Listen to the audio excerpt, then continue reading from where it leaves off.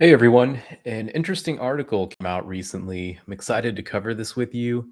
I'm going to switch right to that screen so we can get into it. Just bear with me for 1 second.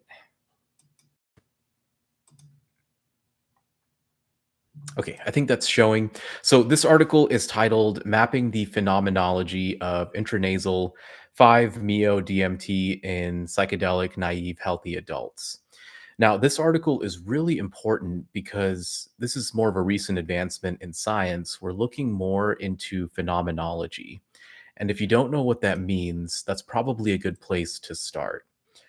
So, when we're talking about phenomenology, we are talking about the first person subjective experience.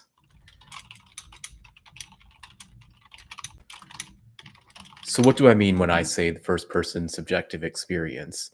This is precisely what you are viewing and seeing right now in your own experience. If you're watching this video, it kind of looks like a screen in front of you. If you close one eye, you can kind of see your nose, your face, you're looking out. Those are the contents of your experience. And the description of these contents and the state of experience you were in, that is called the phenomenology of your experience.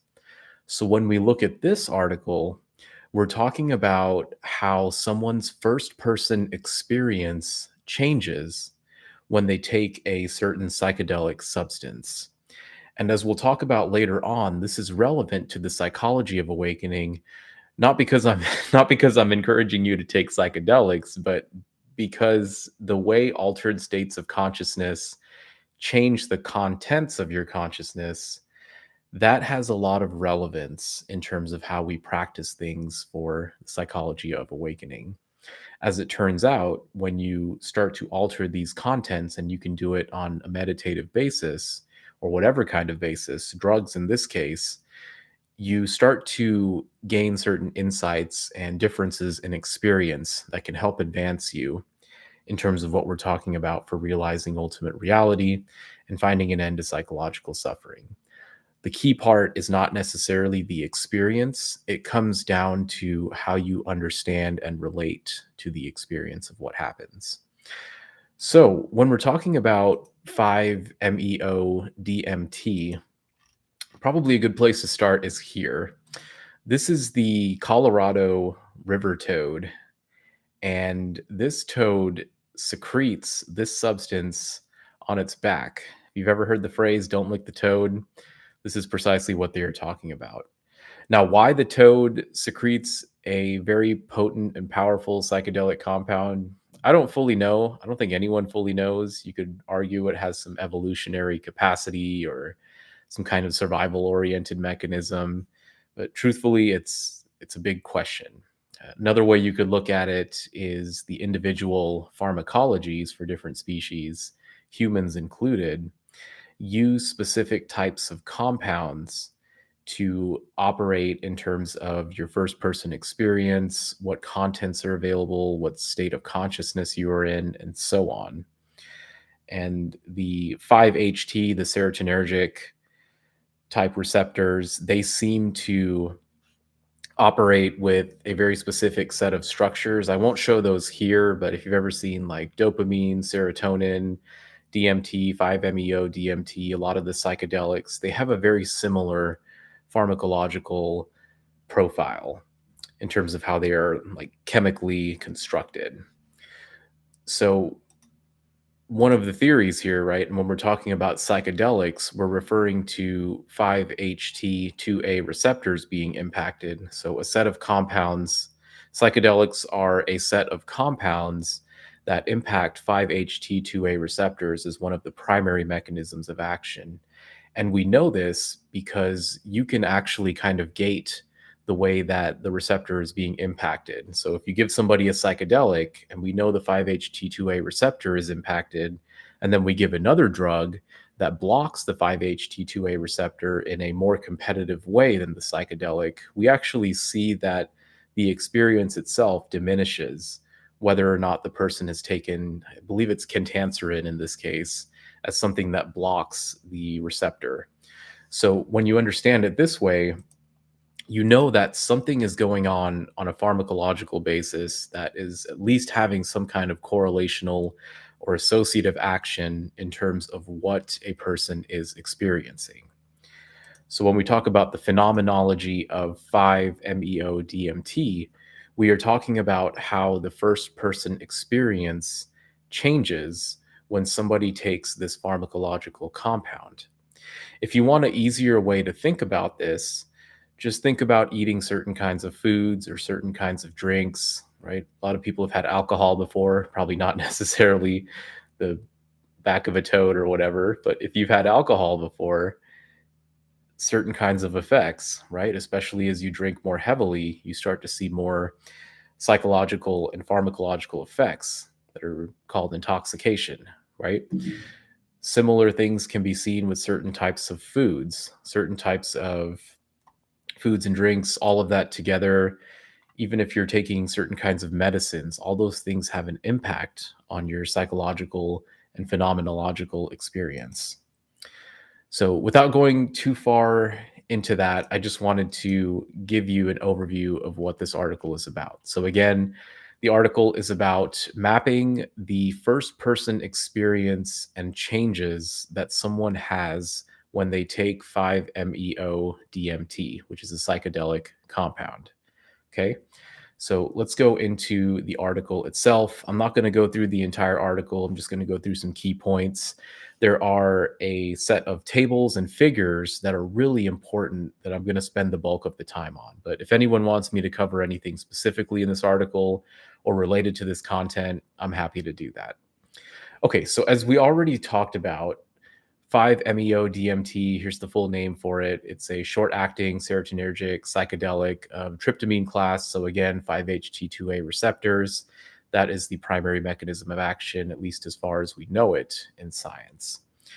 So what we're doing here is, and I should backtrack just a little bit. If we go back to the days of Timothy Leary and the early days of LSD and psychedelics when they were first discovered, people kind of took that pretty far, right? They went pretty far, and the way they interpreted those experiences and the way they promoted LSD and psychedelics, yeah, probably not the healthiest way to do it, right? You're promoting people to take things when we don't really know what exactly is going on or the safety of these things.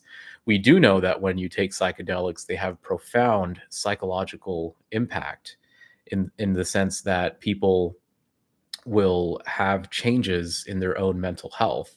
That we do know pretty well. But how that works and why it works, that is something we are still exploring. So as you can imagine, if we go back, 60, 70 years, however long it is, and people are already promoting these things openly, that was not received well over time, right? We're talking about the hippie movements, people using these drugs without really knowing how they work, psychological addictions. These all led to a ban, right? Putting a degree of ban on psychedelics in such a way that even research and clinical applications were severely limited. And this went on for decades and decades, right? It's only relatively recently that we've had a resurge of looking into psychedelic compounds as a serious thing in terms of treatment and medication for mental health disorders, sometimes even in certain medical applications. So that's a good thing, right? We've lost decades and decades since discovery, but at least we're getting back into things now. So this article, as it says, it's probably not on this first page, but this article is actually in 2025. This is pretty crazy to me. This is the first article, I believe, that actually looks into the phenomenology of 5-MeO DMT. I don't remember when exactly this compound was discovered, but it's been around for quite a while. And the fact that we've had to wait this long to see an actual study, and this is a legit study, scientific reports, has a decent impact factor. We know it's got some good research design and it's been peer reviewed. That's something we really like to see as well. It's kind of a shame that it's taken this long to get to this point, but at least we're here now, so we won't belabor it. Basically, what they did, just like the article, I'll stop scrolling through here in just a second. They took psychedelic naive healthy adults, that's how they called it. Basically people who haven't done a bunch of psychedelics before, right? People who are doing it more or less for the first time, or they've had minimal experience. And what they're trying to see is what kind of experiential changes and psychological changes are taking place for these people, and what does that tell us about these substances itself. So if we scroll down here, we start to get into some of the methods here, right? And there's a few things I want to highlight. I think they did a good job with this. I'm bringing this up because there's certain things that people tend to miss, especially with psychedelics. Whether you've taken these or not, they are very heavy drugs, right? They can have a profound impact on people. And if you give certain types of psychedelics, especially more potent ones, they can sometimes lead to more or less permanent impacts on people's mental health. And that can be beneficial or detrimental, either side. I have seen people who have developed certain types of post traumatic stress disorders based on what they've experienced when using these compounds. So we need to be really careful with what we are doing. And that was one thing I liked about the methods for this study. Let me see if I can find it here. Yeah, so they had a psychedelic monitor. That's a good thing. I think my mouse will show up there. Yeah, there we go. So they had a psychedelic monitor. I believe it was a nurse in this case. And basically, they are trying to indirectly be there for the individual, because when your entire experience changes in such a way that you don't really have control of what's going on, that can be very stressful, right? As you can imagine, you don't really have this control. And if you try to pull back on the experience, sometimes it gets worse. We've seen a lot of studies correlating psychological flexibility to the outcome of a psychedelic experience. And what we see is that the ability to be more psychologically flexible, to be able to let go and not attach to these experiences, that correlates pretty well with the outcome of the experience itself. So if you have a good experience, people will tend to say things like, I saw certain things, these things were happening to me, but I let go. I just went with the flow. I didn't get stuck in things. And then the overall experience got more pleasant. We know, and this is not just true for psychedelics, this is true for the types of practices I promote on this channel, so that you can realize what this channel is about for yourself. Meditation, whatever altered state of consciousness you are getting into, and whatever modality you were using, the mechanisms that determine how the experience goes, they are more or less the same. And we don't really know why they're the same. If you asked me, it's because the underlying mechanism of action that allows altered states of consciousness, it is the same across all these different modalities of practice. Now, you might see little nuanced differences here and there, because the brain is a very vast and complex network.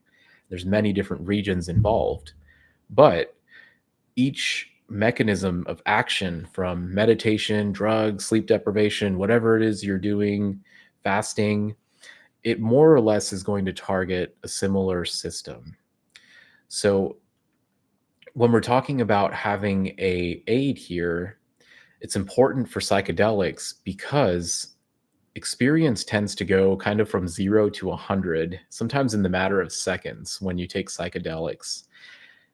That's a shock for people, especially in this study. If we're talking about people who have never done these things before, for most people who are, as they called it, psychedelically naive, if they've never really gone through altered states of consciousness before in a way that's kind of self-induced, more or less, it's a shock for them. It's a very severe shock, because people are used to just seeing, hey, my day-to-day experience is the overall depth of consciousness, and that's all there is to it. But when you have these kinds of experiences, you see that the day-to-day experience is just a very broad surface level experience of what there truly is in terms of your contents and your states of consciousness.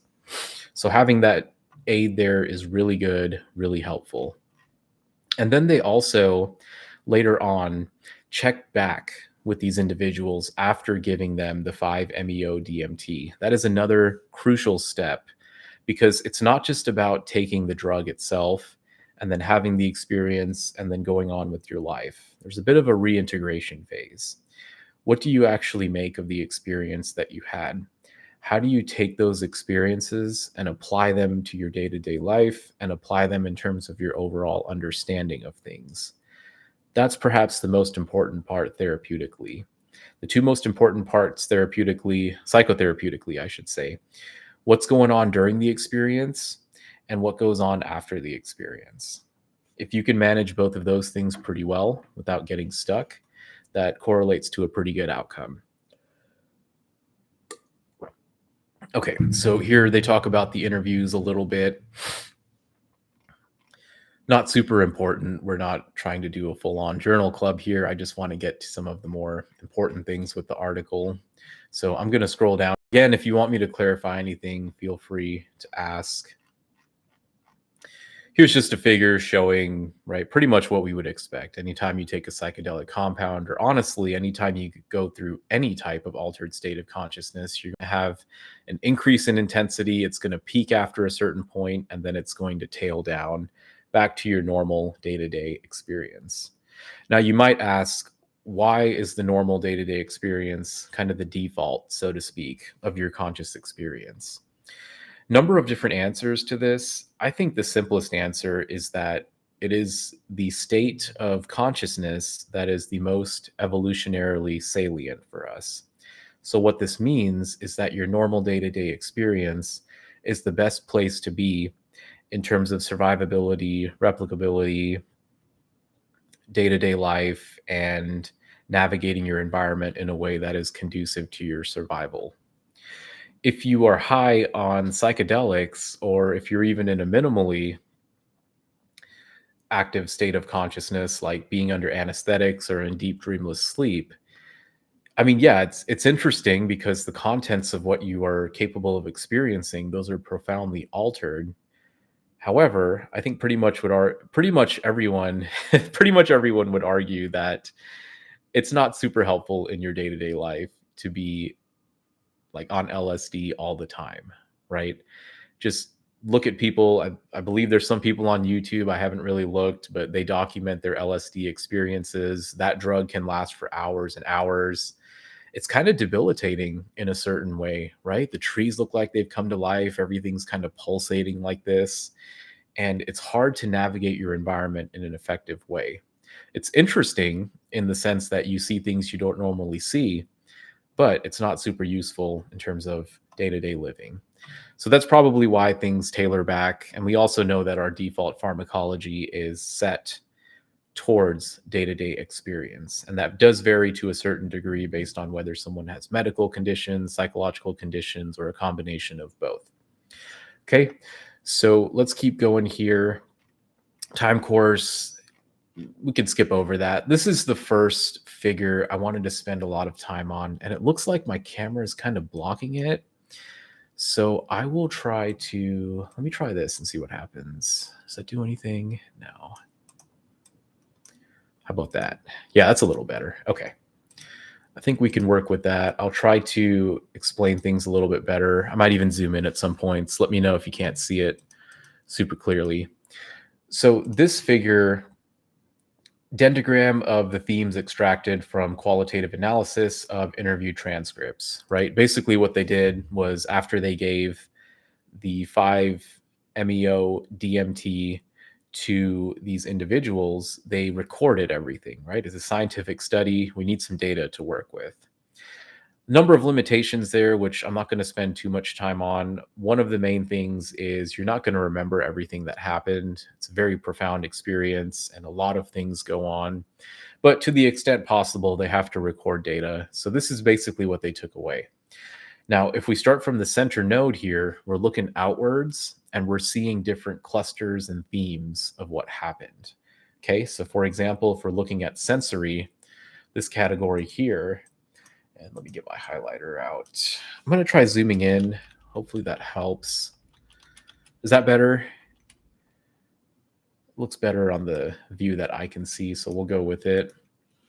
So here's an example of sensory domains, right? People who took this substance and as recorded on the interviews, they seem to have reported similar patterns here in terms of visual, auditory, somatic, and synesthesia sensory categories. Time perception, vocalization, speaking. If you want to put those in as sensory, I suppose you could. You could argue they're more motor, but so be it.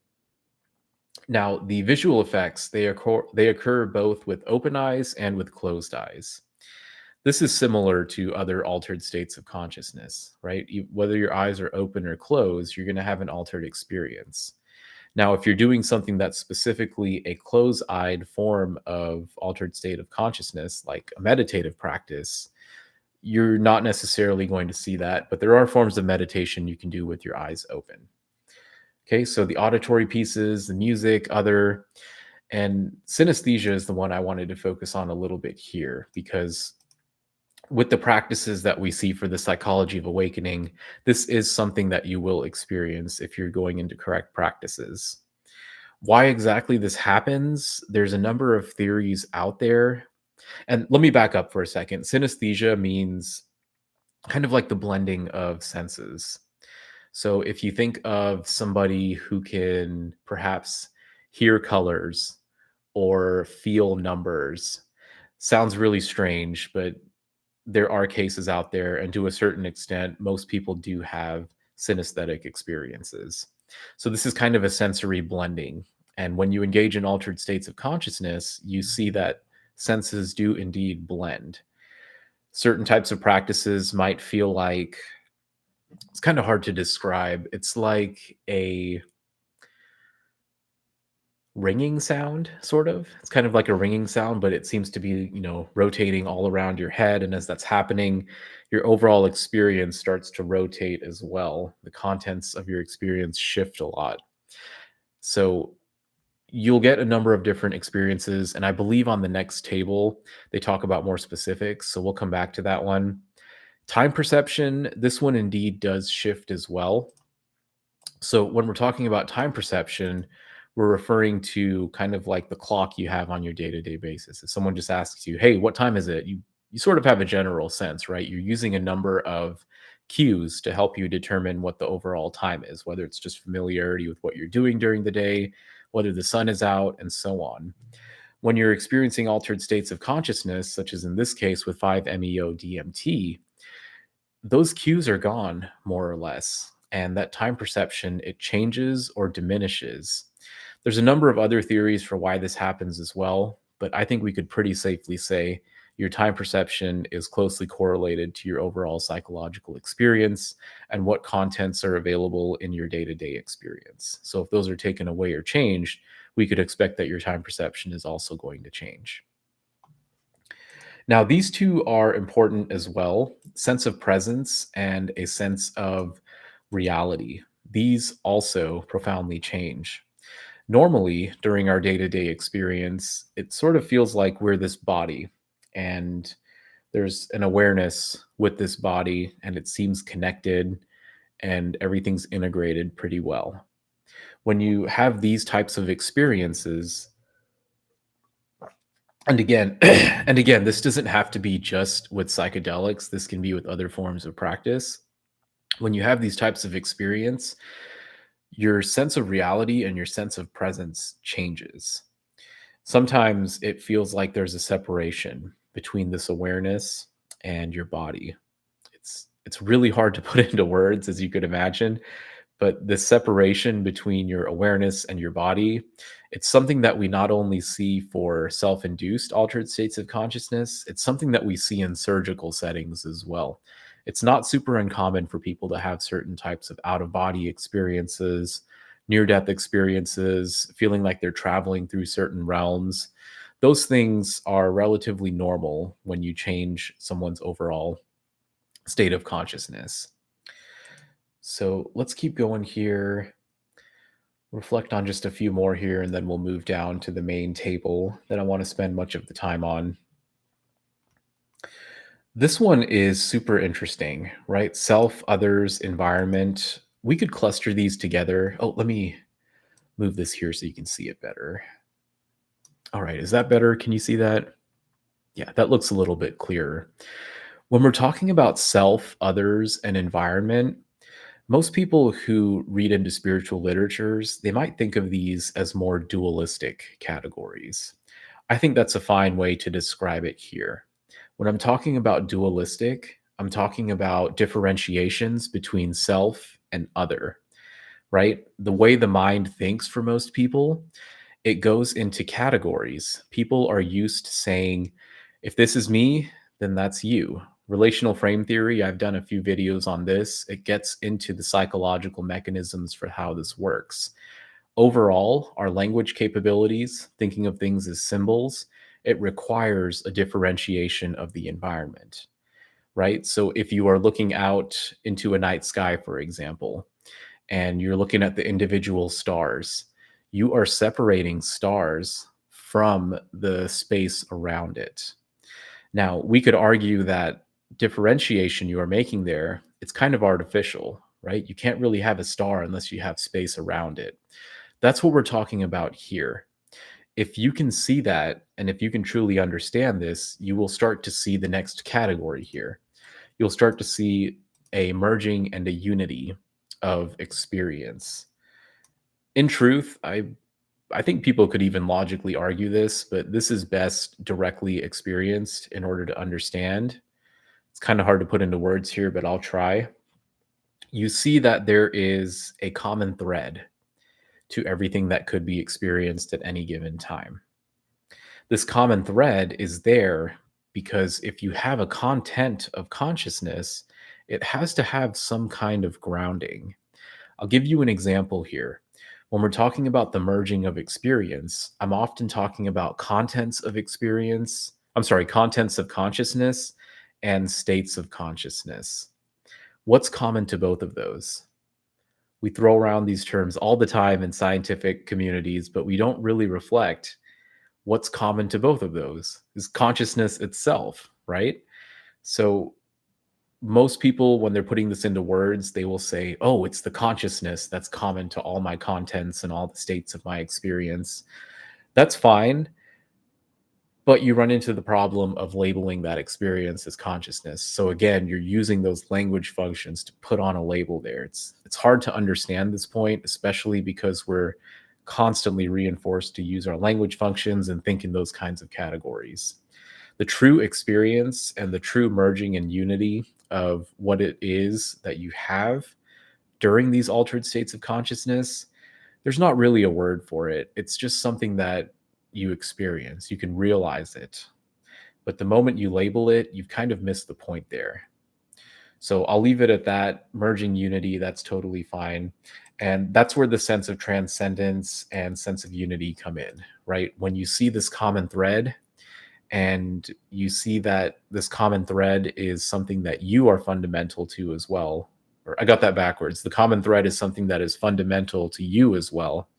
That's when you feel that sense of unity, right? There's a common ground that you all stand on.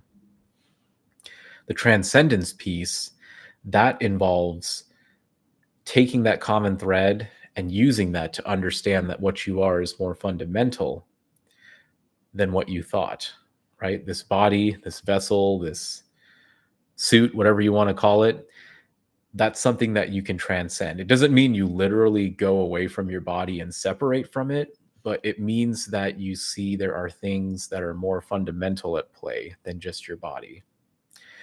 As an analogy, something that's easier to understand, it might be like seeing that your body is a construct of different materials, matter, and so on. Matter is common to how your body is constructed. So, in that sense, you might say it is the same matter that constructs me or some other person, and you can see a common thread there. That's kind of getting at a similar idea. But I want to reiterate this isn't really an idea, it's a direct experience that you have. Hard to put into words.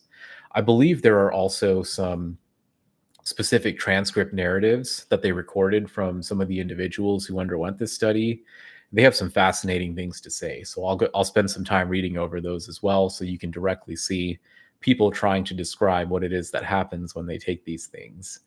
And this is really important because, especially for people who have not, I've kind of mentioned this a little bit before, but I'm going to mention it again because it's important. If you haven't really had these experiences, it's difficult to understand what we're talking about here. And this is one thing I like about, I'm going to make future videos on this, but it's called the Mandukya Upanishad. They do a really good job talking about altered states of consciousness that everyone experiences, right? When we're talking about your day-to-day experience versus sleeping, sleeping with dreaming, sleeping without dreaming, these are things that everyone experiences. Now, the hard part is making sense of what's going on there because it's so common to your experience. This is the nature of a lot of things with psychology.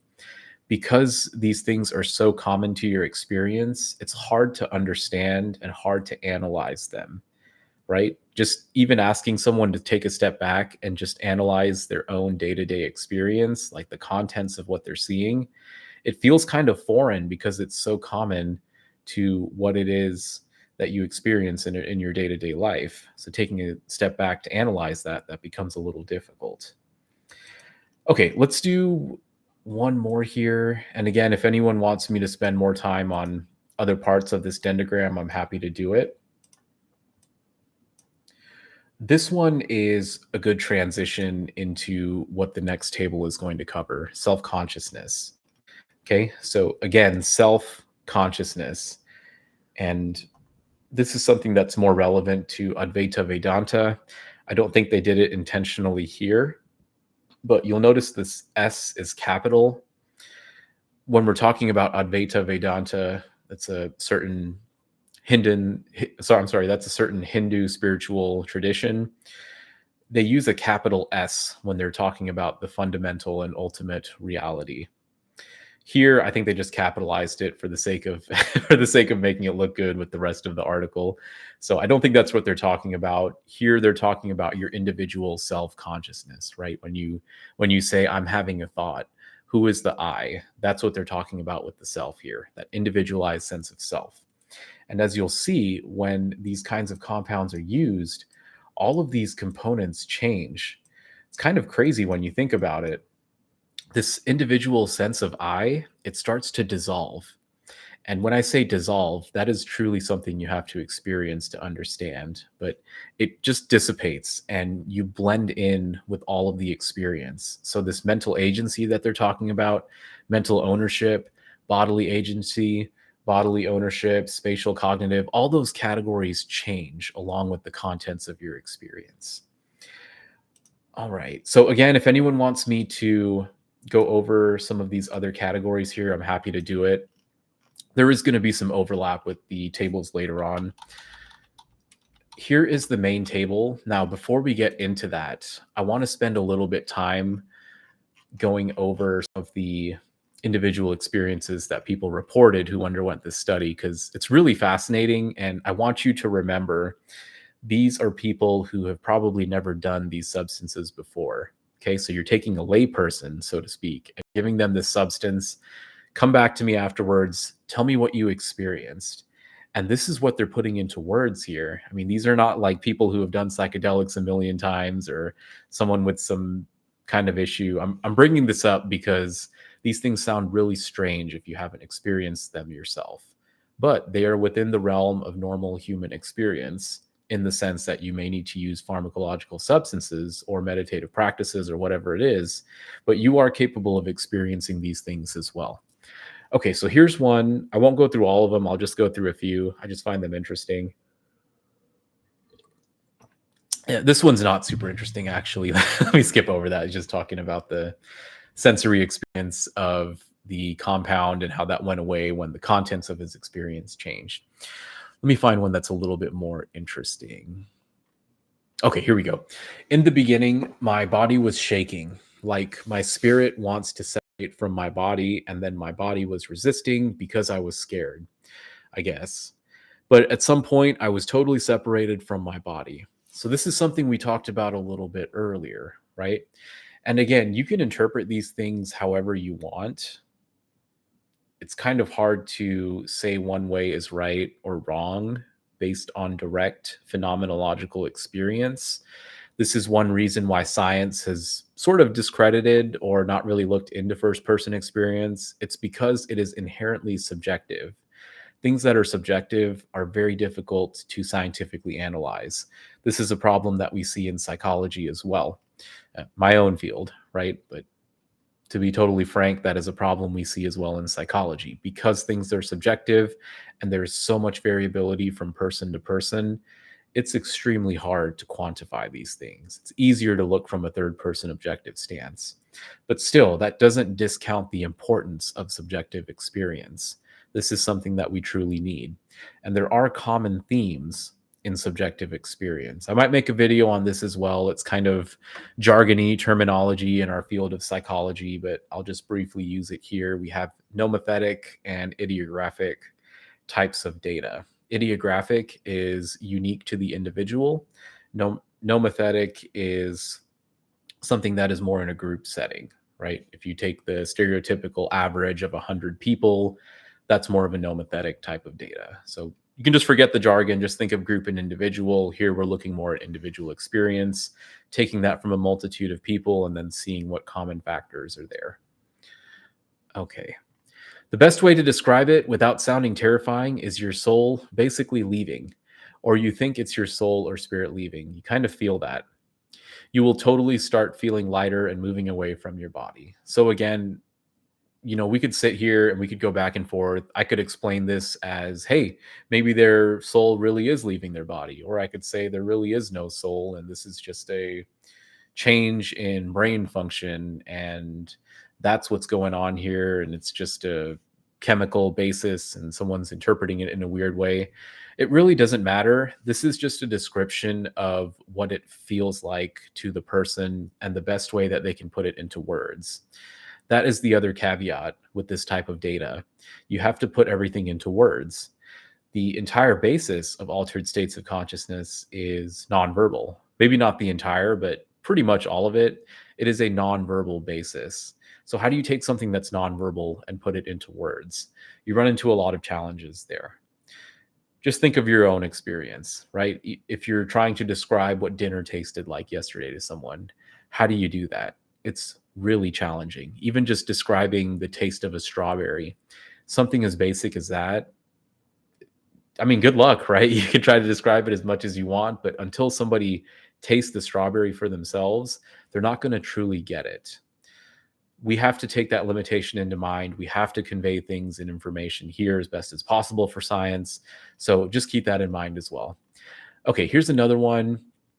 I was absolutely shocked by the level of drug intensity that they experienced. So again, you kind of go from 0 to 100, right? That's what you saw with that previous graph here. When we talk about peak intensity, I mean, look at this. This is a period of probably 2 minutes here, and they're going from 0 all the way up to 8. And then after 10 minutes, 10 out of 10 intensity, right? This is the maximum level of intensity somebody can endorse.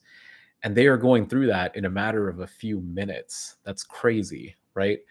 So that's what this person is describing here. It goes all the way from 0 to 100. And then let me find that one again. Yeah. So they did a great job. The monitor did. So again, you can see how when you go through these types of experiences, even if you have something as simple as a gentle rhythm, it gives you a grounding for your experience. Or if you have a person there who's assuring you, that can help you a lot. It helps you keep your sanity a little bit if you're having a bad trip. Okay.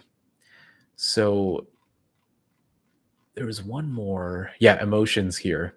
This is something that is impacted heavily by altered states of consciousness as well. And this is something that's in my book, but there are a lot of different neuropsychological mechanisms at play. In other words, brain regions that are affected by altered states of consciousness. When you affect these different brain regions, you're going to expect certain types of behavioral changes that are congruent to those brain regions. So for example, most people know what an amygdala is, right? Amygdala is part of your limbic system. Amygdala has to do with emotions. If you impact this region of the brain, whether you do it through psychedelics, whether it's through a brain injury, whether it's through a certain type of thought or memory, you're going to change the contents of your experience, right? It is no different here. Well, I guess the difference here is that we're using psychedelics, so it's going from 0 to 100 in terms of emotions. That's what this person's trying to describe. Let me get this here. It's this one.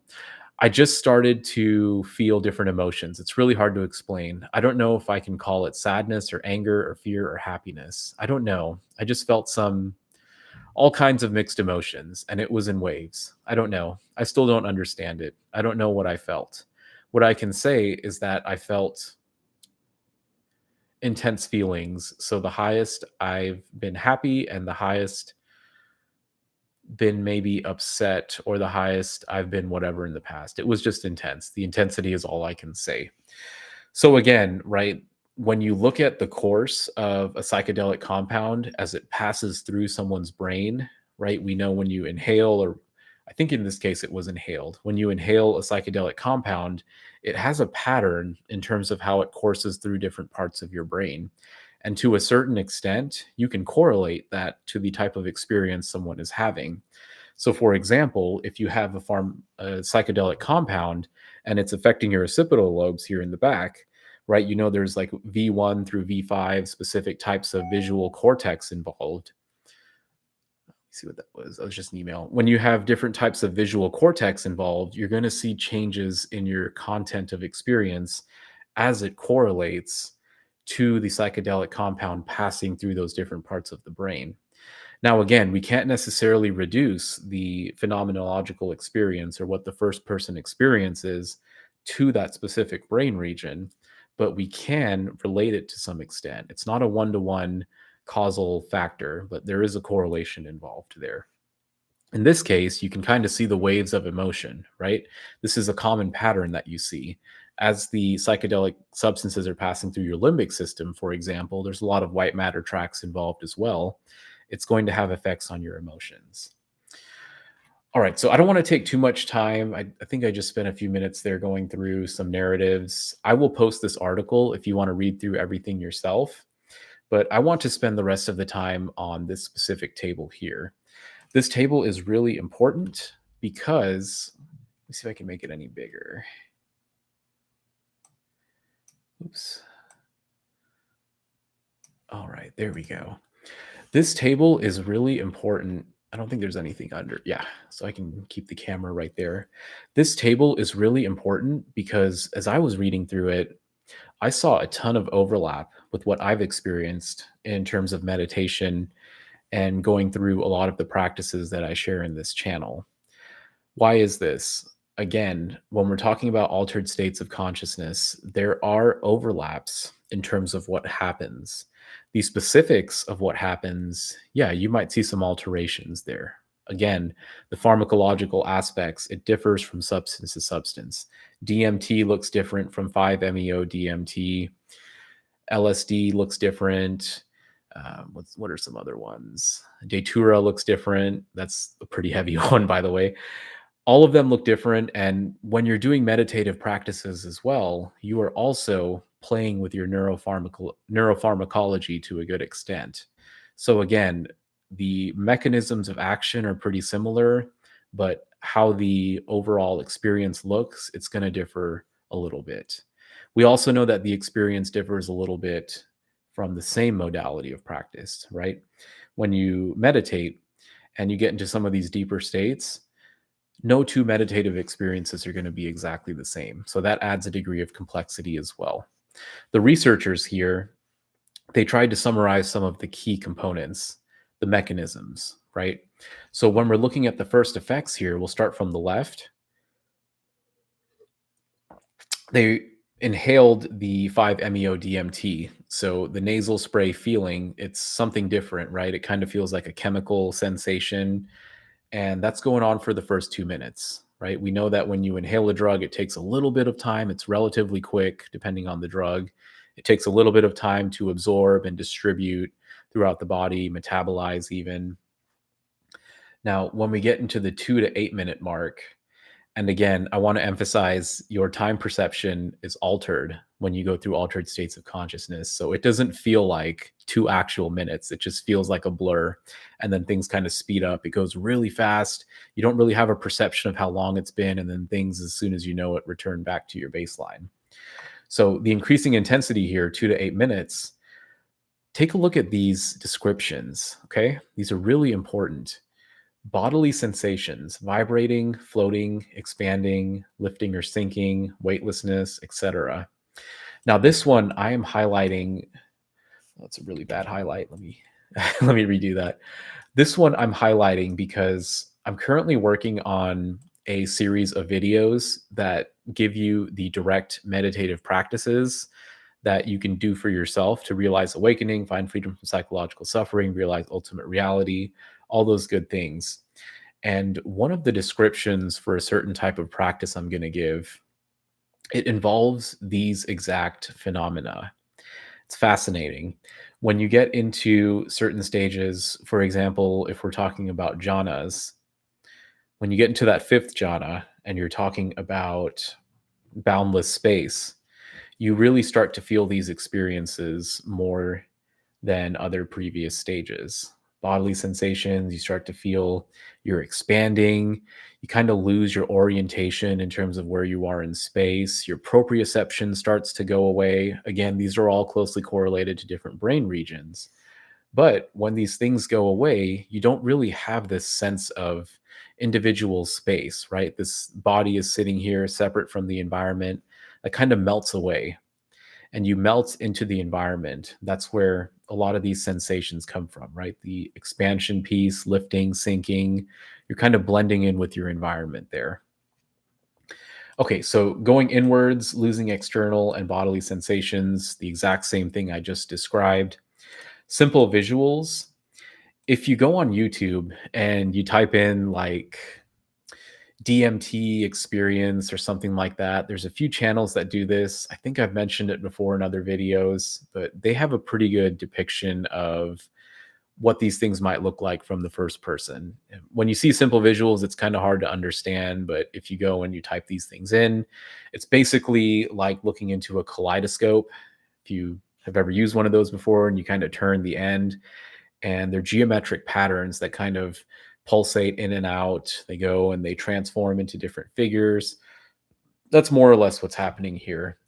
Honestly, it's kind of like your day to day experience everywhere you look. Like if I'm turning my head here, the visuals of what I see are changing, but they're more or less integrated into physical aspects of my experience.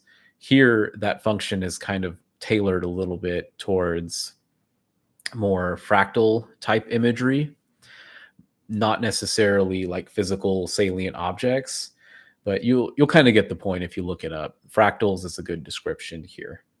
Okay, intense emotions. I won't spend too much time here. We already talked about that with one of the prior descriptions.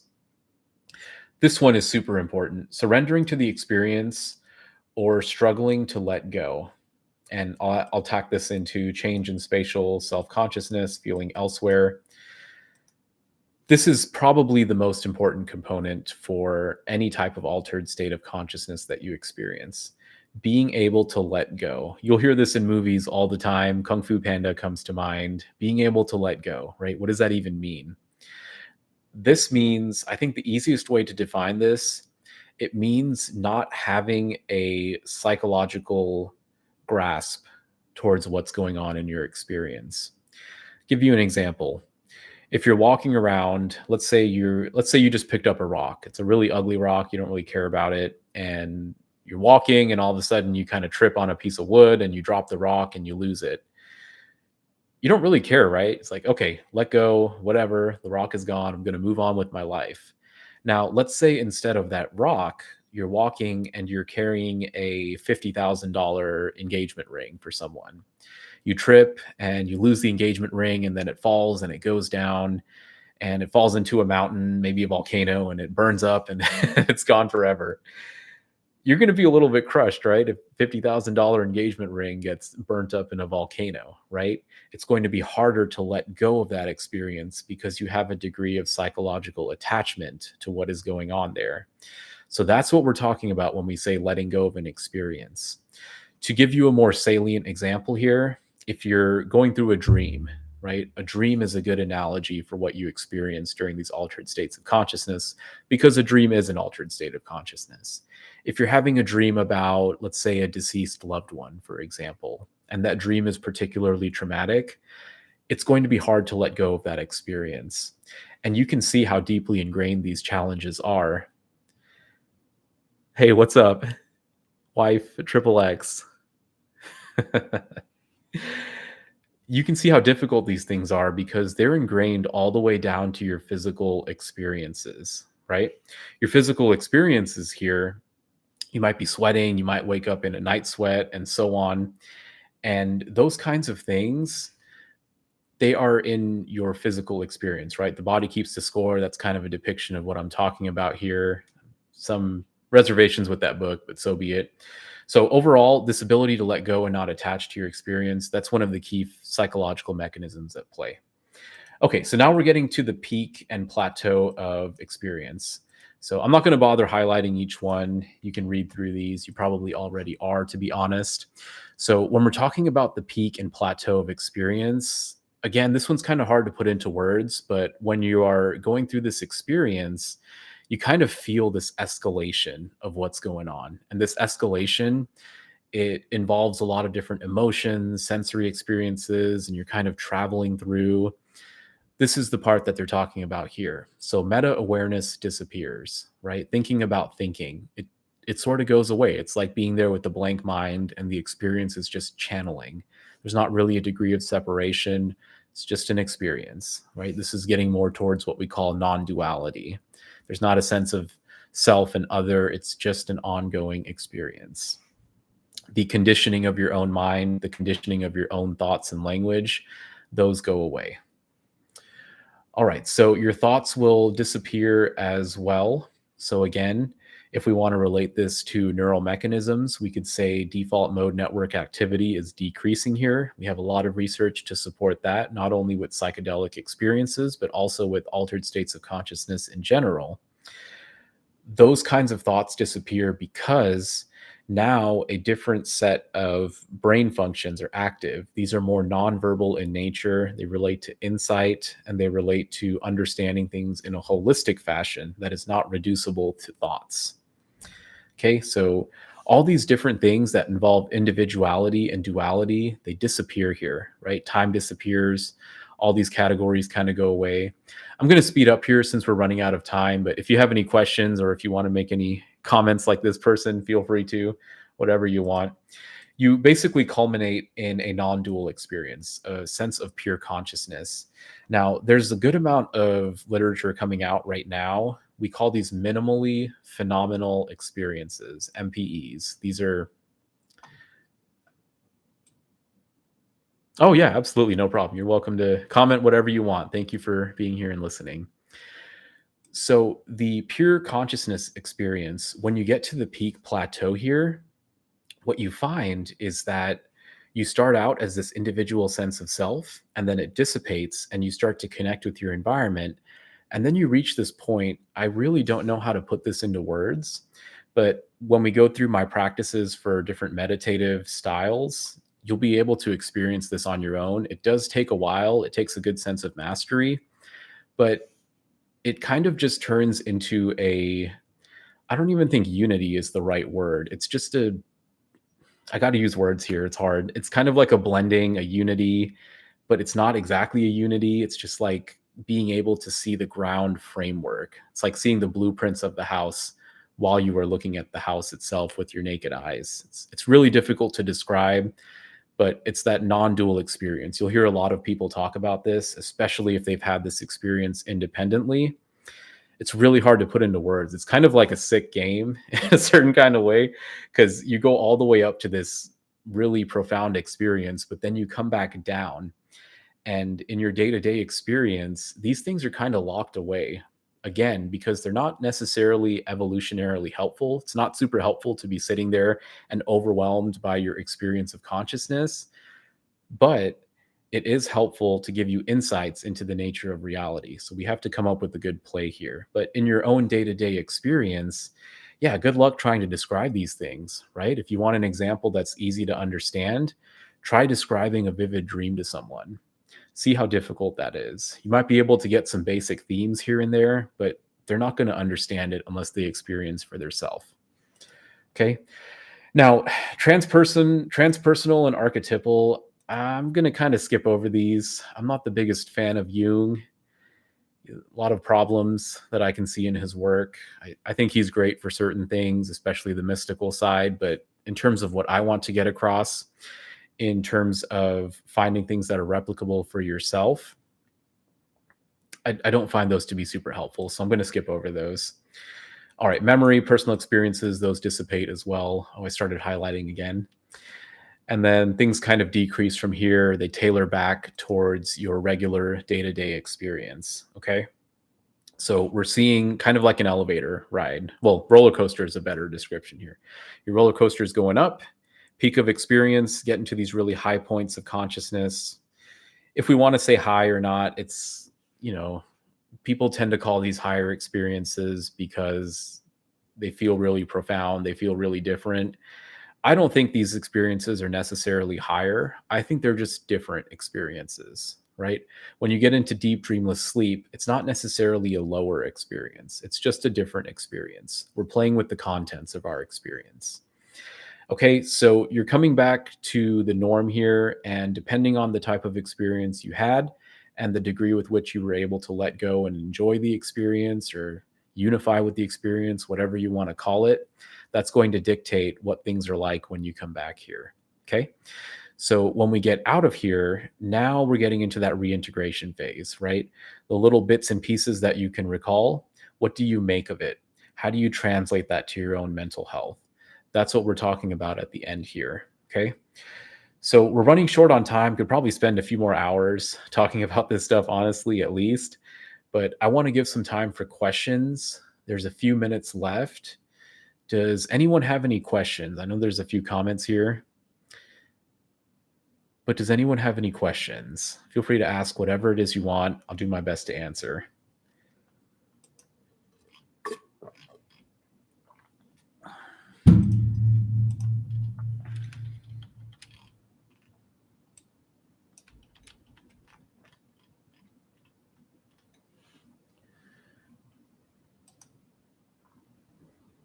Hey, I see a question for, can I please get an advanced copy of your book? I will pay for it. I wish I could. It's not done yet, and I mean, this is one of the pros and cons of the publisher I ended up going with. The publisher's the publisher is Springer Nature. Let me give you an email here. It'll be log on your, or you know what? You can just message me here on YouTube. Feel free to do that anytime you want. That's probably an easier way to do it. I do check on YouTube often. So whatever it is you want to ask, I'll be happy to answer it. Or if you want to leave it as a comment later on, I'm here frequently. I always check things. I'll be happy to answer it through that way as well. Or if you want to talk to me like this, I do live streams every Friday. Happy to answer whatever it is you want. Now, in terms of the book, the publisher is Springer Nature, and it's called The Psychology of Awakening: Integrative Approaches for Improving Mental Health. It's a good publisher, and I chose this publisher because they're more academic in nature. I really want things to be verifiable and empirical. I don't really like going off speculation. Yeah, maybe I should change out of Fridays. I know that's a tough day for a lot of people, but thank you for subscribing. I'm glad you got something useful out of this channel. So, yeah, basically with Springer Nature, it's a good publisher, it's a good empirical academic publisher, but the book is not out yet. I don't have access to release an early copy. If I do get one, I will keep your name here in mind, and I think you're transcribed onto this video as well. I will reach back to you individually if I do get a chance there, and I'll send you an early copy. Okay, I'll do what I can, but I can't guarantee anything. The book is going to be coming out in about a month or so. I think it's less than a month, honestly. I've been working on it for a long time, and you'll see a gap in my videos. I think it's like 5, 6, or maybe even 7 years. Some of that had to do with grad school, but the other part had to do with finishing up this book. So I will go ahead and send you stuff if I can, But other than that, I don't see anyone else here. So I'll go ahead and close things out. We're right at an hour. And again, if you have any questions, feel free to message me directly or leave a comment, and I'll do my best to get back to you. All right. See you next week.